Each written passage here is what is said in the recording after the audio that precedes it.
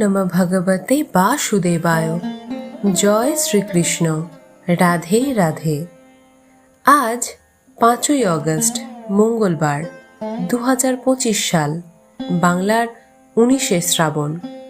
আজই পালন করা হচ্ছে পবিত্রারোপণী একাদশী। শ্রাবণ মাসের শুক্লপক্ষের একাদশী হল পবিত্রারোপণী একাদশী। আমরা সকলেই জানি প্রতিটি একাদশী ব্রতই অত্যন্ত গুরুত্বপূর্ণ। চেষ্টা করবেন যাতে প্রতিটি একাদশী ব্রত নিষ্ঠা সহকারে পালন করতে। সমস্ত ব্রতের মধ্যে একাদশী ব্রত হল সর্বশ্রেষ্ঠ। পবিত্রারোপণী একাদশী পালন করলে সর্বপাপ বিনষ্ট হয়, পুত্রহীনদের পুত্র লাভ হয় এবং অন্তিমকালে দিব্যধাম প্রাপ্ত হয়। আজকের এই একাদশী আরও গুরুত্বপূর্ণ কারণ আজই শুরু হচ্ছে রাধাকৃষ্ণের পবিত্র ঝুলন যাত্রা। আজ আমরা এই ভিডিওতে পবিত্রারোপণী একাদশীর ব্রত কথাটি শ্রবণ করব। আমরা সকলেই জানি যে কোনো ব্রতের ফল পূর্ণরূপে পাওয়া যায় না ব্রত মাহাত্ম্য পাঠ বা শ্রবণ না করলে। যদি কোনো কারণে আজ আপনি এই একাদশী পালনে অসমর্থ হন, তাহলে ব্রত কথা বা ব্রত মাহাত্ম্যটি সারাদিনে একবার হলেও শ্রবণ করুন। তাতেও ব্রতের ফল অনেকাংশে লাভ করা যায়। আমরা সকলেই জানি প্রত্যেকটি একাদশী ব্রতই ভগবান শ্রীকৃষ্ণকে উৎসর্গ করা হয়। তাই সন্ধ্যার সময় ভগবান বিষ্ণুর উদ্দেশ্যে একটি প্রদীপ প্রজ্বলন করবেন। এবারে আমরা ব্রত মাহাত্ম্যটি শ্রবণ করব। জয় শ্রীকৃষ্ণ। একাদশীর ব্রত মাহাত্ম্য। একদিন মহারাজ যুধিষ্ঠির শ্রীকৃষ্ণকে জিজ্ঞাসা করলেন, হে প্রভু, শ্রাবণ মাসের শুক্লপক্ষের একাদশীর নাম কি তা কৃপা করে আমাকে বলুন। শ্রীকৃষ্ণ বললেন, হে মহারাজ, এখন আমি সেই পবিত্র ব্রত মাহাত্ম্য বর্ণনা করছি। মনোযোগ দিয়ে তা শ্রবণ করুন।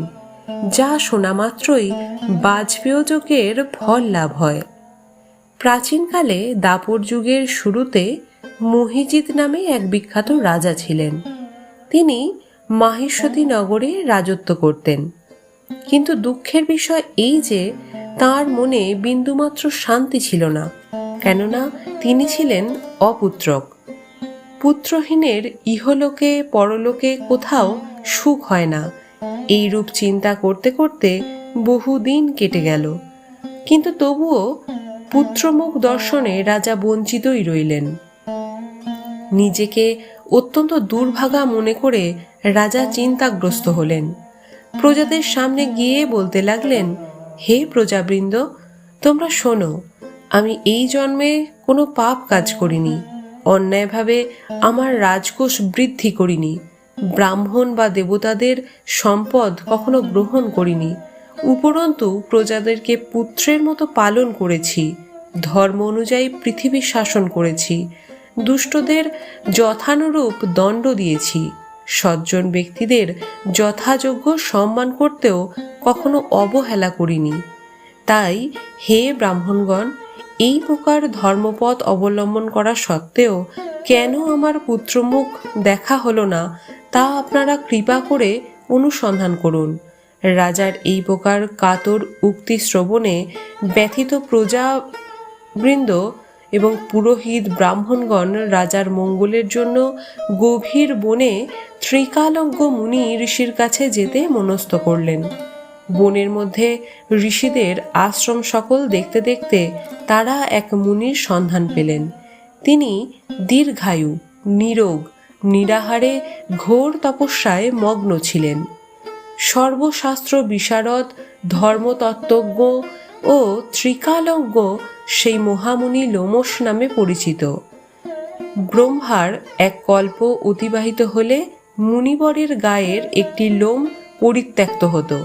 এই কারণে এই মহামুনির নাম লোমশ। তাকে দেখে সকলেই ধন্য হলেন। তারা পরস্পর বলতে লাগলেন যে আমাদের বহু জন্মের সৌভাগ্যের ফলে আজ আমরা এই মহামুনির সাক্ষাৎ লাভ করলাম।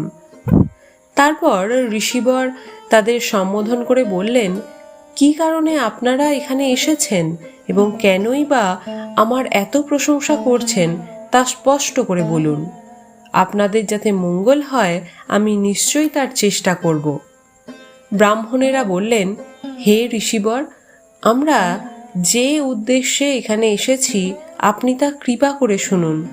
এই পৃথিবীতে আপনার মতো শ্রেষ্ঠ ব্যক্তি আর কোথাও নেই। মহিজিৎ নামে এক রাজা নিঃসন্তান হওয়ায় অতি দুঃখে দিন যাপন করছেন। আমরা তাঁর প্রজা, তিনি আমাদেরকে পুত্রের মতো পালন করেন, কিন্তু তিনি পুত্রহীন বলে আমরাও সবাই মর্মাহত। তার দুঃখ দূর করতে আমরা এই বনে প্রবেশ করেছি। হে ব্রাহ্মণ শ্রেষ্ঠ, রাজা যাতে পুত্রের মুখ দর্শন করতে পারেন, কৃপা করে তার কোনো উপায় আমাদের বলুন। তাদের কথা শুনে মুনি ধ্যানমগ্ন হলেন। কিছু সময় পরে রাজার পূর্বজন্ম বৃত্তান্ত বলতে লাগলেন। এই রাজা পূর্বজন্মে এক দরিদ্র বৈশ্য ছিলেন। একবার তিনি এক অন্যায় কার্য করে ফেলেন। ব্যবসা করার জন্য তিনি এক গ্রাম থেকে অন্য গ্রামে যাতায়াত করতেন। একসময় জ্যৈষ্ঠ মাসের শুক্লপক্ষের দশমীর দিনে কোথাও যাওয়ার পথে তিনি অত্যন্ত তৃষ্ণার্ত হয়ে পড়েন। গ্রাম প্রান্তে এক জলাশয়ে তিনি দেখতে পেলেন। সেখানে জলপানের জন্য যান। এক গাভী ও তার বাছুর সেখানে তখন জলপান করছিল। তাদেরকে তাড়িয়ে দিয়ে তিনি নিজেই জলপান করতে লাগলেন।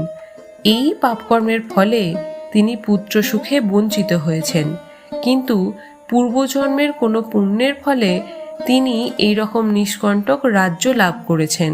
হে মুনিবর, শাস্ত্রে আছে যে পুণ্য দ্বারা পাপক্ষয় হয়, তাই আপনি এমন একটি পুণ্য ব্রতের উপদেশ করুন যাতে তার পাপ দূর হয় এবং আপনার অনুগ্রহে তিনি পুত্র সন্তান লাভ করতে পারেন।